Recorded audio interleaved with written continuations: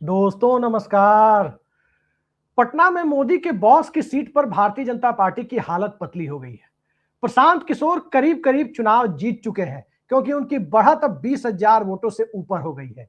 उन इलाकों में भी प्रशांत किशोर ने बढ़त बनाई है जिन इलाकों में भारतीय जनता पार्टी का ये मानना था, उनके बड़े नेताओं का मानना था कि यदि कुत्ता बिल्ली को भी टिकट दे दिया जाए तो वो भी चुनाव जीत सकते हैं। लेकिन पटना के लोगों ने जेनजी आंदोलन के दौर में, नौजवानों के भविष्य के आंदोलन के दौर में उस बांकीपुर में भारतीय जनता पार्टी को जमीन सुहाने जैसी परिस्थितियां पैदा कर दी है।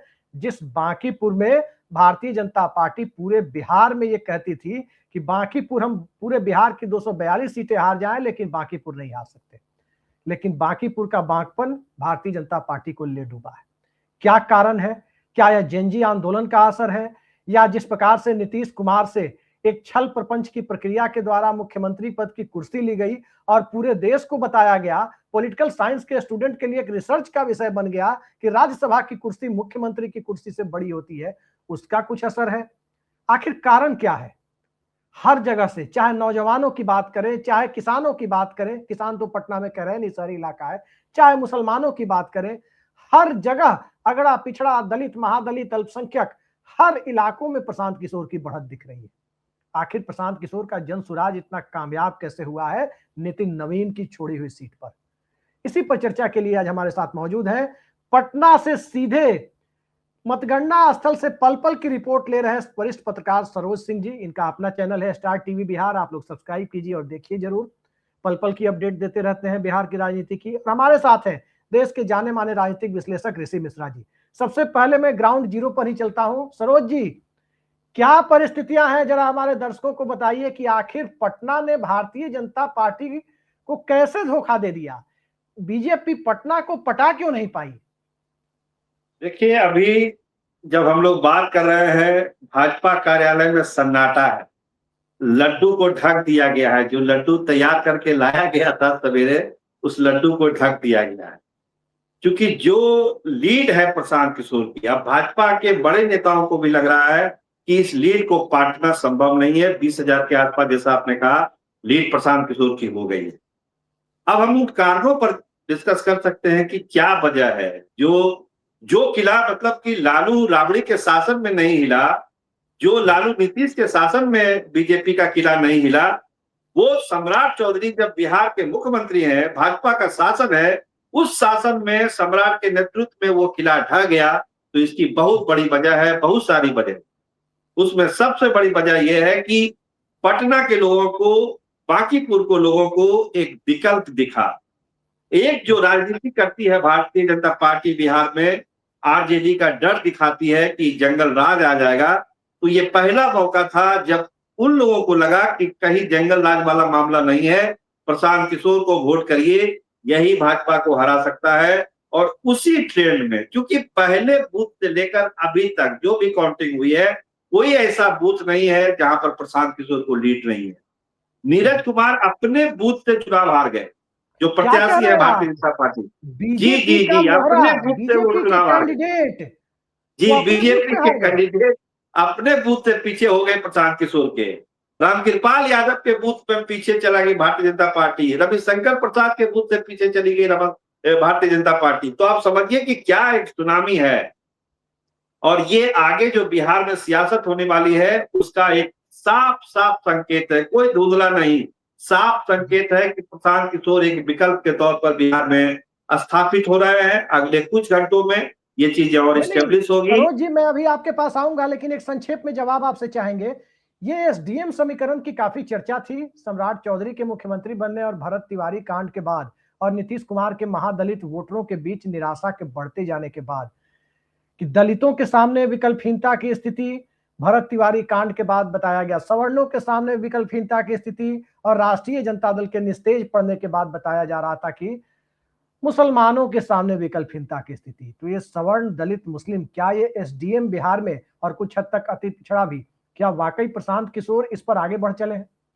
देखिए, बिहार हमको आगे बढ़ ध्यान चला रखता है अभिषेक जी कि आपके ही एक कार्यक्रम में हम लोगों ने चर्चा की थी एसडीएम के बारे में। और जो रुझान है बांकीपुर चुनाव का दलित बस्तियों में भी, मुस्लिमों का तो भर भर के वोट प्रशांत किशोर को मिला। जी। ये तो अब जैसे जिस तरह की लीड आ रही है उससे साफ हो गया कि अति पिछड़ों का भी मुसलमानों मिला। ने एक विकल्प देखा प्रशांत किशोर की तरफ। यादवों ने, जिसके बारे में कहा जाता था कि ये वोट आरजेडी का वोट है, लेकिन यादवों ने भी, चकारम का इलाका है और जो यादव बहुल बूथ सब है, मंदिरी है, उसमें प्रशांत किशोर की बढ़त है। इसका मतलब जात बिरादरी से ऊपर उठकर प्रशांत किशोर को बांकीपुर के लोगों ने वोट किया, और यही भाजपा के लिए एक बहुत बड़ी चिंता का सबब है कि अब आगे क्या, आगे अब क्या। सरोज जी, बड़ा सवाल मुख्यमंत्री को लेकर है। अभी दूसरे राउंड में आपके पास आएंगे। ऋषि जी के पास चलते हैं। ऋषि जी, सीधा सवाल, बिना किसी लाग लपेट के, पूरे देश व्यापी जो एक जेनजी आंदोलन चल रहा है, नौजवानों की समस्याओं, पेपर लीक, रोजगार, इन सब के मुद्दों को लेकर के देश को जिस तरीके से हाँकने की कोशिश हो रही है देश चलाने की बजाय, क्या इस जेनजी आंदोलन ने प्रशांत किशोर की लीड को बढ़ा दिया है, उनके मार्जिन को बढ़ा दिया है? एक इम्पोर्टेंट फैक्टर तो है जेनजी का जो आंदोलन हुआ, छात्र आंदोलन हुआ, तो एक बड़ा फैक्टर है। लेकिन देखिए, बीजेपी का जो घमंड था ना, एक घमंड इनको ले डूबा। कई कारण हैं। आप देखिए, आपने जैसे सर ने कहा, रविशंकर प्रसाद के बूथ पे भी पार्टी कैंडिडेट, बीजेपी के कैंडिडेट जो है पिछड़ते हुए नजर आ रहे हैं।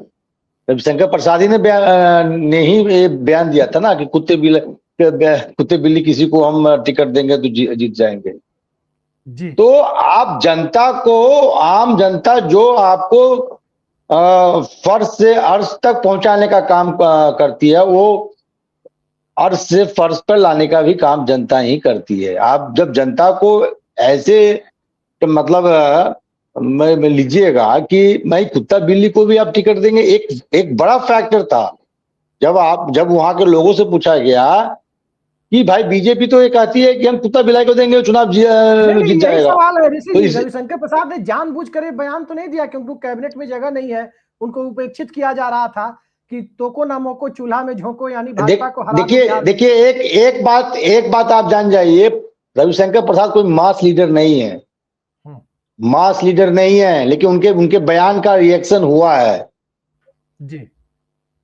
रविशंकर प्रसाद को राजनीति में जो मिलना था मिल गया। कोई मास लीडर नहीं है, बहुत बड़ा कंट्रीब्यूशन नहीं है बीजेपी के राजनीति में या बिहार के राजनीति में कि उनके कारण जो है बड़ा वर्ग जो है या एक बड़ा चंक जो है पार्टी को मिलता है।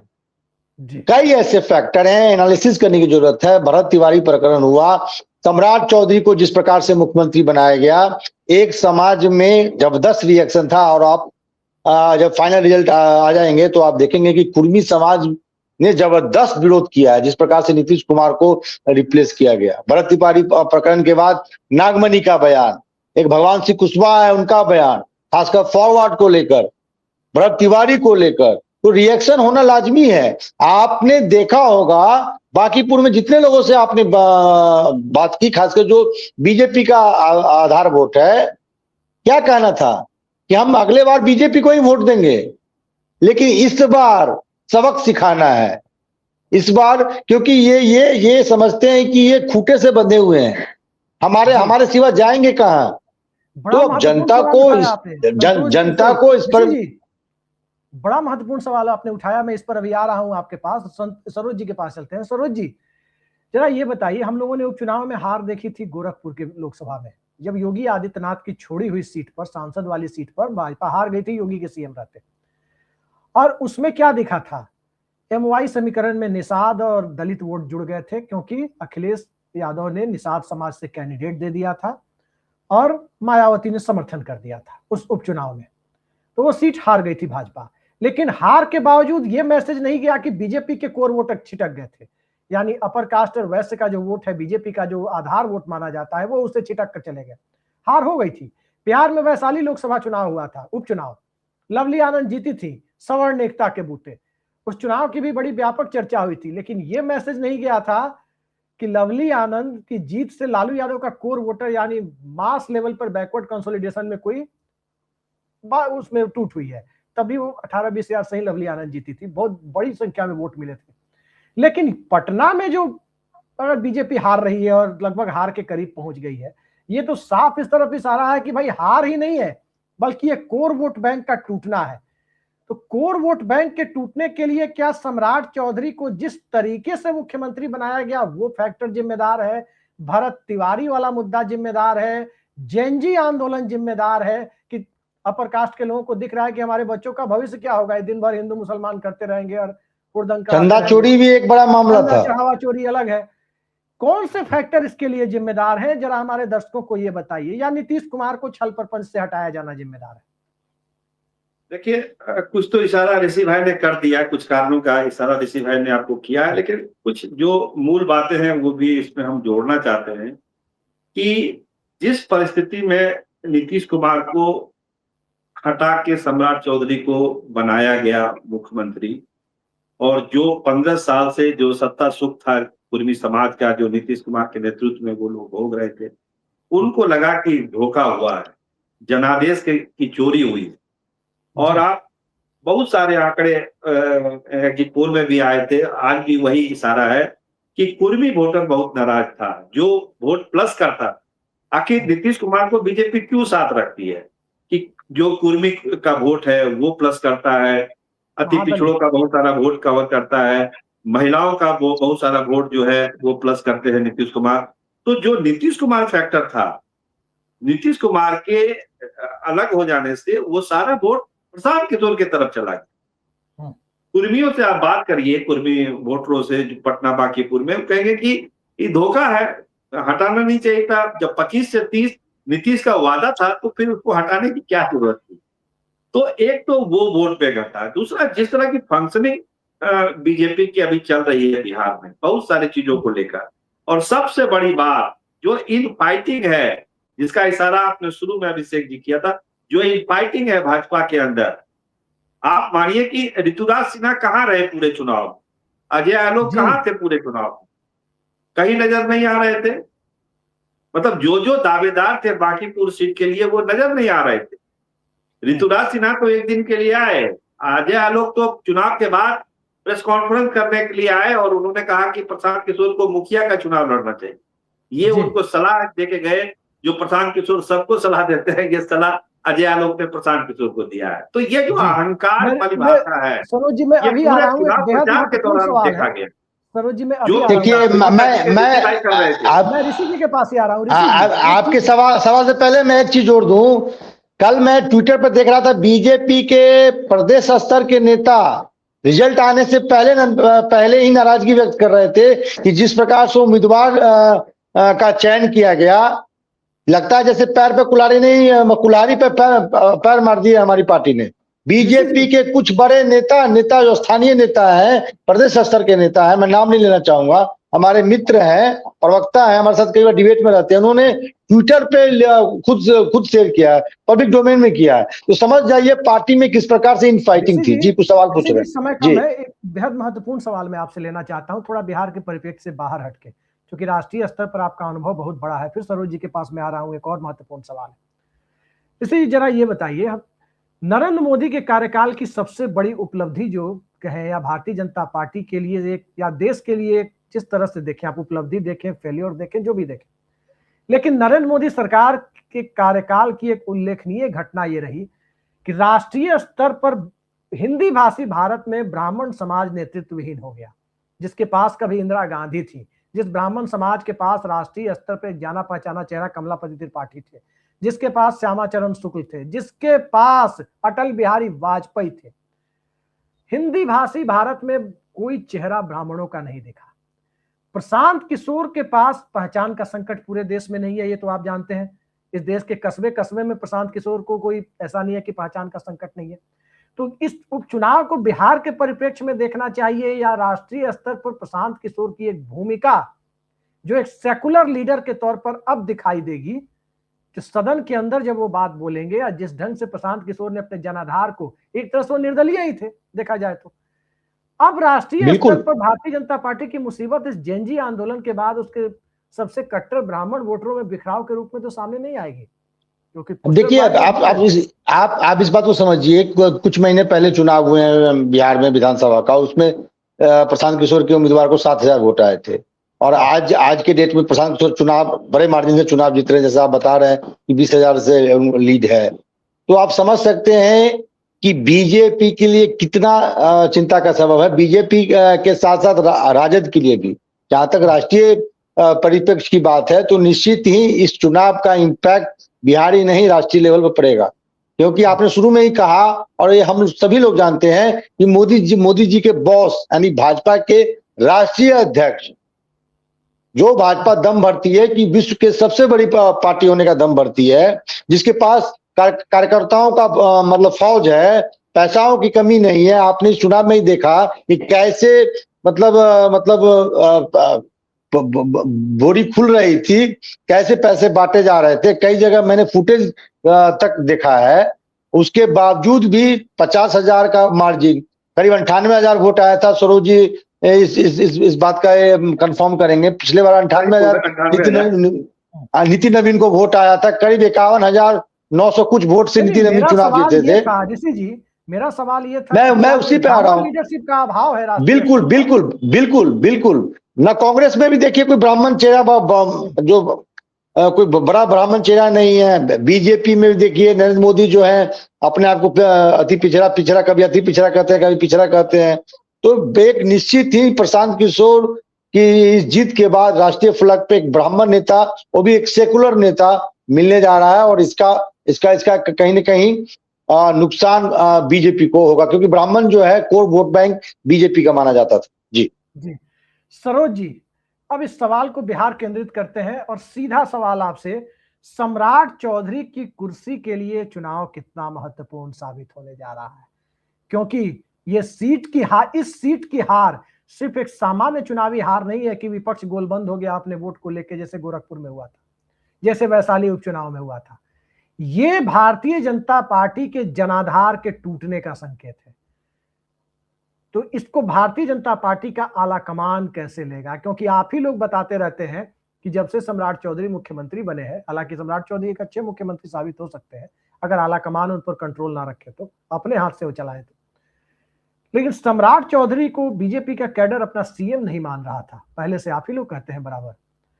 अब सम्राट चौधरी की कुर्सी के लिए किस तरह का माहौल होगा इस चुनाव के बाद? देखिए अभिषेक जी, आप थोड़ा पीछे चलिए, और जब नोटिफिकेशन हुआ बांकीपुर बाय इलेक्शन का, तो प्रशांत किशोर ने एक ही बात कही, कैंडिडेट पर वो नहीं गए अंतिम दौर तक। उन्होंने एक बात कही कि ये चुनाव सम्राट चौधरी को हटाने का चुनाव। उन्होंने नीरज सिन्हा या फिर अभिषेक बंटी या किसी नेताओं का नाम नहीं लिया, नरेंद्र मोदी का नाम नहीं लिया, अमित शाह का नाम नहीं लिया। उन्होंने एक नाम लिया कि ये जो चुनाव है बांकीपुर उपचुनाव, ये सम्राट चौधरी के हटाने का चुनाव है। और कल तक भी वो यही बात बोल रहे थे, और आज भी हमको लगता है कि जब वो प्रेस कॉन्फ्रेंस करेंगे तो यही बात करेंगे कि जनादेश जो है वो सम्राट चौधरी के लिए नहीं था, वो थोपे गए। नीतीश की बड़ाई वो करते हैं, सम्राट चौधरी को कहते हैं कि वो थोपे गए। तो मतलब साफ है कि वो प्रशांत किशोर वर्सेस सम्राट की लड़ाई लड़ रहे थे, और उस लड़ाई में वो अभी जीतते हुए नजर आ रहे हैं। तो कहीं ना कहीं एक बड़ा दबाव सम्राट चौधरी के ऊपर जरूर होगा, और जो पार्टी के अंदर इन फाइटिंग है, जो बड़े नेता जो पसंद नहीं करते हैं सम्राट चौधरी को एज ए सीएम, उनके लिए ये समझिए कि पर्दे के पीछे एक जश्न मनाने वाला माहौल वहां पर है। उनको लगता है कि प्रशांत किशोर ने उनका आधा से अधिक काम कर दिया है। जी आखिरी सवाल, देखिए मैं आखिरी सवाल बोलिए। सवाल सुन लीजिए। आखिरी सवाल मेरा यही है कि क्या प्रशांत किशोर ने मोदी और सम्राट चौधरी दोनों की कुर्सी हिला दी है, और नितिन नवीन के लिए भी एक साख का संकट पैदा कर दिया है? देखिए नरेंद्र मोदी से अधिक दो लोगों से जरूर सवाल किया जाएगा, नितिन नवीन और सम्राट चौधरी, क्योंकि सर ने बिल्कुल सही कहा कि पूरे मोदी साहब घिरे हुए हैं। बिल्कुल, तो घिरे हुए हैं, बैकफुट पे हैं, इतने बैकफुट पे हैं कि पार्लियामेंट जाते हैं, लोकसभा में नहीं जाते हैं।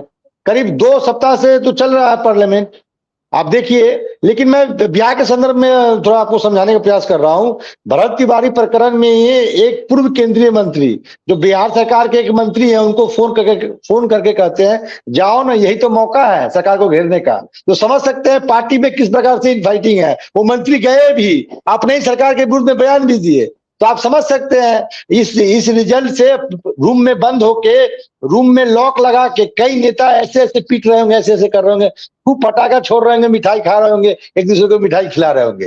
तो निश्चित ही, और आपने सही कहा, पूरे चुनाव में सम्राट चौधरी यदि जीत जाते, प्रशांत किशोर ने कहा कि जीत जाएंगे यानी जनता उनको एक्सेप्ट कर ली है, यदि हार जाएंगे यानी मतलब जो उनका जो कार्यकाल है या उनकी जो नियुक्ति हुई है उसको लेकर जनता में घोर नाराजगी है। और सही कहा, प्रेस कॉन्फ्रेंस में देखिएगा प्रशांत किशोर इस बात पर जोर देंगे, एक बार भी उम्मीदवार का नाम या मोदी शाह किसी का नाम नहीं लिए। ये बोले सम्राट चौधरी के मुख्यमंत्री या मुख्यमंत्री नहीं होने का चुनाव है, यदि जीत जाएंगे तो ठीक है, जनता ने मैंडेट दिया है, पसंद कर रहे हैं, मैंडेट नहीं दिए, अब जैसा लग रहा है रुझान में मैंडेट नहीं दिया है, यानी सम्राट चौधरी की विदाई एक तरह से प्रशांत किशोर मुझे लगता है कि भूमिका तो बना ही दिए हैं, अब भाजपा हाईकमान को निर्णय लेना है। लेकिन कुछ नेता, मैं 2 सेकंड लूंगा, कुछ नेता बहुत खुश होंगे, जैसे जिस दिन नरेंद्र मोदी की राजनीति से विदाई होगा तो आडवाणी जी रूम में बंद करके कुर्ता उर्ता खोल के खूब नाचेंगे, उसी तरह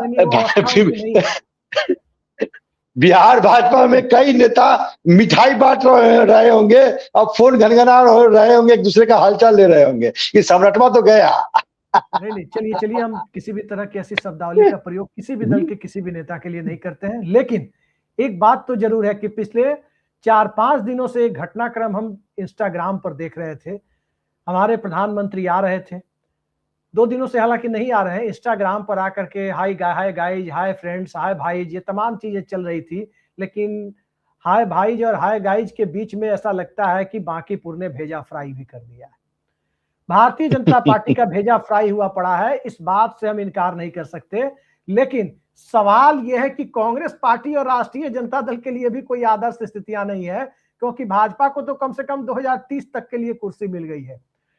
लेकिन जिस प्रकार से जनाधार को लेकर राष्ट्रीय जनता दल के ऊपर सवाल थे, अब ये बात तय हो गया है कि अल्पसंख्यक वर्ग जो कभी निराशा में असदुद्दीन ओवैसी की तरफ जा रहा था, तो कभी राहुल गांधी से उम्मीद कर रहा था कि पार्टी को मजबूत करेंगे, अब उसके सामने एक विकल्प दिख गया है कि प्रशांत किशोर के पीछे अल्पसंख्यक खड़े होकर के, जिसका जिक्र सरोज जी कर रहे थे, एसडीएम समीकरण की भूमिका को तैयार करने के लिए उसके पास एक केस स्टडी मिल गई है। बाकी आप देखते जाइए क्या होता है। इस पूरे चुनाव ने पहले से मुसीबत में घिरे, जेएनजी के कारण मुसीबत में घिरे मोदी शाह की मुसीबत काफी बढ़ा दी है। यूं कहें कि पूरी भाजपा को जेंजिया दिया है, अगर बिहारी भाषा में कहें, पटना वाली भाषा में जेंजिया दिया है बांकीपुर के उपचुनाव ने। तो देखिए अब क्या होता है। फिलहाल आज के सिकंदर तो प्रशांत किशोर ही है, लेकिन ध्यान रखिए मुकद्दर के सिकंदर नहीं है, अपनी मेहनत के सिकंदर साबित हुए हैं। बहुत बहुत धन्यवाद सरोज जी और ऋषि जी, आप दोनों लोगों ने व्यस्त समय में से अपने हमारे लिए समय निकाला। नमस्कार।